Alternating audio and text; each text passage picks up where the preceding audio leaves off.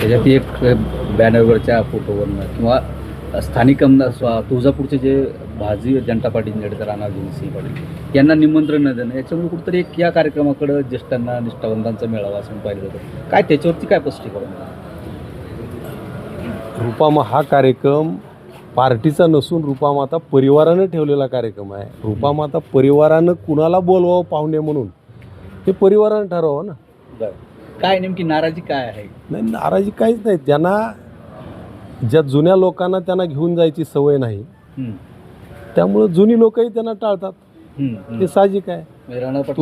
तुम्ही मला नमस्कार केला तर मी तुम्हाला करतो. गिव्ह रिस्पेक्ट टेक असतो. त्यांना सवय नाही, जुन्या लोकांची अलर्जी आहे. मागं जिल्हा परिषद झाली, जुन्या लोकांना हेतुपुरस्सर ज्याच्या घरात माझ्या घरात 4 टर्म जिल्हा परिषद सदस्य होता, माझ्या घरात हेतुपुरस्सररित्या उमेदवारी नाकारली. रामदास कोळगेसारखा एक निष्ठावंत कार्यकर्ता, त्यांना उमेदवारी दिली नाही. अशा अनेक जिल्ह्यामध्ये जे निष्ठावंत जुने भाजपचे अगदी जनसंघापासून त्यांची घरं या परिवाराशी जोडलेली आहेत, त्यांना डावलण्याचं काम राणा पाटलांनी केलं आहे.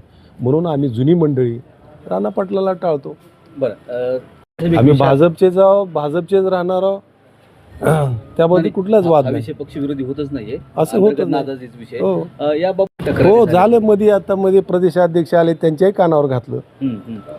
पक्ष आदेश डावलून राणा पाटलांनी पक्ष आदेश डावलून पक्षात कुठल्याही आमदारांनी परिवारात जिल्हा परिषदेची उमेदवारी द्यायची नाही किंवा त्यांना पदाधिकारी करायचं नाही असे स्पष्ट आदेश पक्षाचे असताना ते डावलून त्यांनी त्यांच्या बायकोला जवळच्या म्हणून तर भाजपमधल्या जुन्या लोकांना डावलून यांच्या जवळची हुजरीगिरी करणाऱ्या लोकांना भाजपची उमेदवारी दिली आणि त्यांच्या बायकोला जिल्हा परिषदेचा अध्यक्ष हे जिल्ह्यात म्हणजे पक्षाचा आदेश डावलून केलं गेलं.